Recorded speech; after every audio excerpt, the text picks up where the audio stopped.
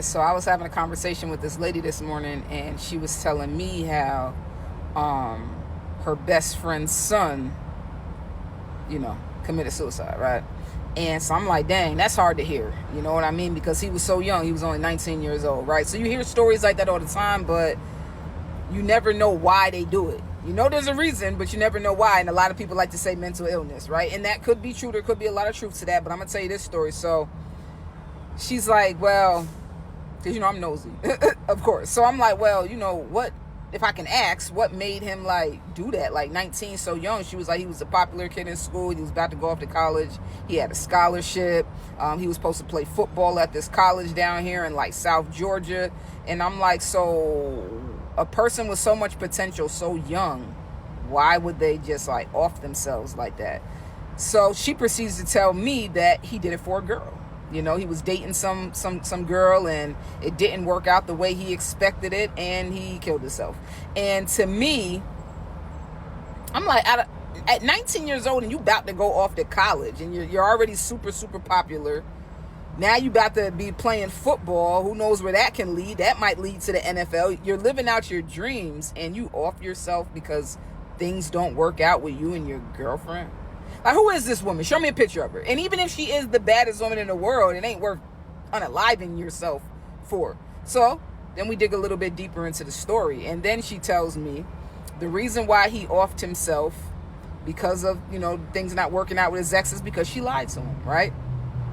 She lied to him and said she was pregnant, right? So the whole time, he's debating, should he go away to college? His family's telling him to go because, hey, if you do make it to the NFL, you can make a lot of money and you could be there to support her and the baby. You know what I mean? So he was kind of teeter-tottering with the idea.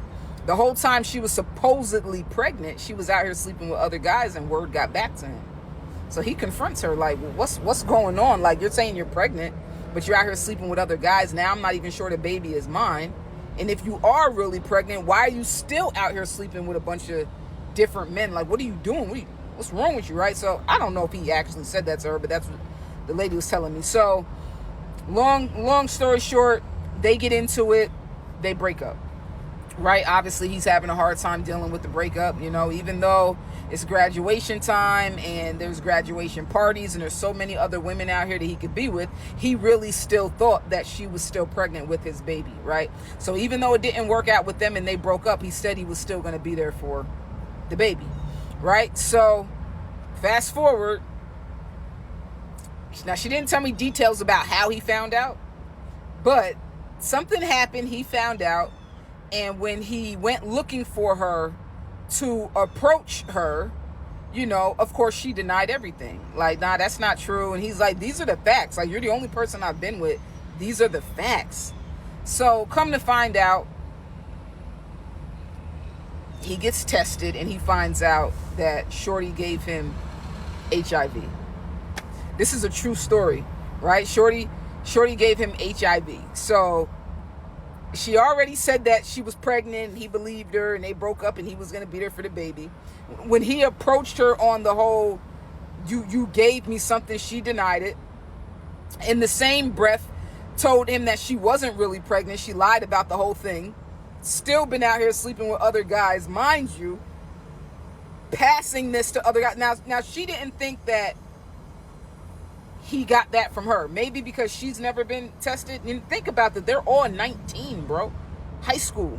About to graduate, right? So it's like, who knows, like, how are they 19 still in high school? Now, this is what the lady told me. So maybe they got late birthdays or something like that. Because I thought you graduate when you're... Who that nigga?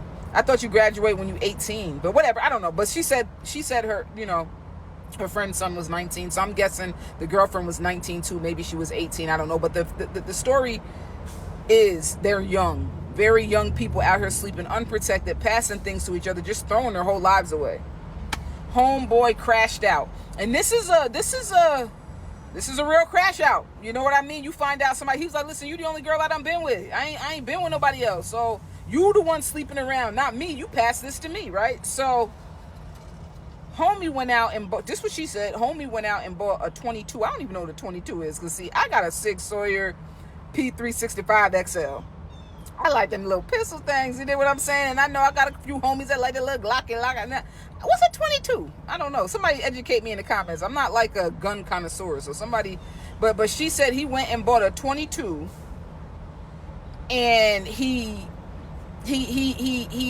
pew-pewed her 3 different times. One right here in her forehead, one in her stomach, and one in her vajayjay. Now, this is a man who said, you lied to me and said you were pregnant with my baby. I'm gonna take care of you right there. That's the stomach shot.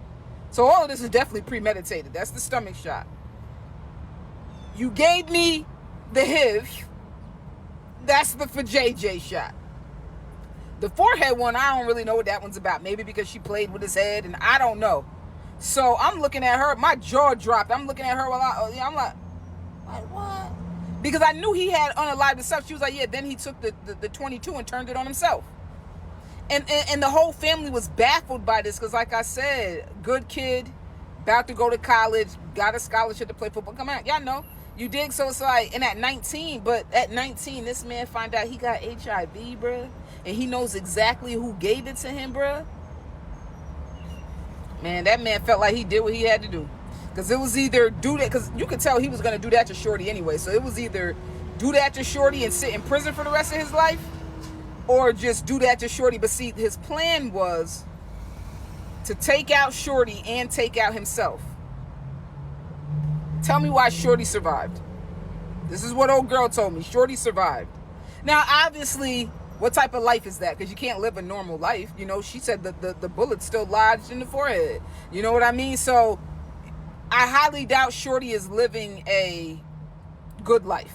You know what I mean? So to me, I'm trying to sit here and think, and this will never happen to me. This will never be my story. But if it was someone's story, like, obviously when you find out that there are medications that you can take, you know, you can do your research, you can live a long life. I mean, look at Magic Johnson, you know what I mean? Like, there are, but he got money. But there are things that you can do.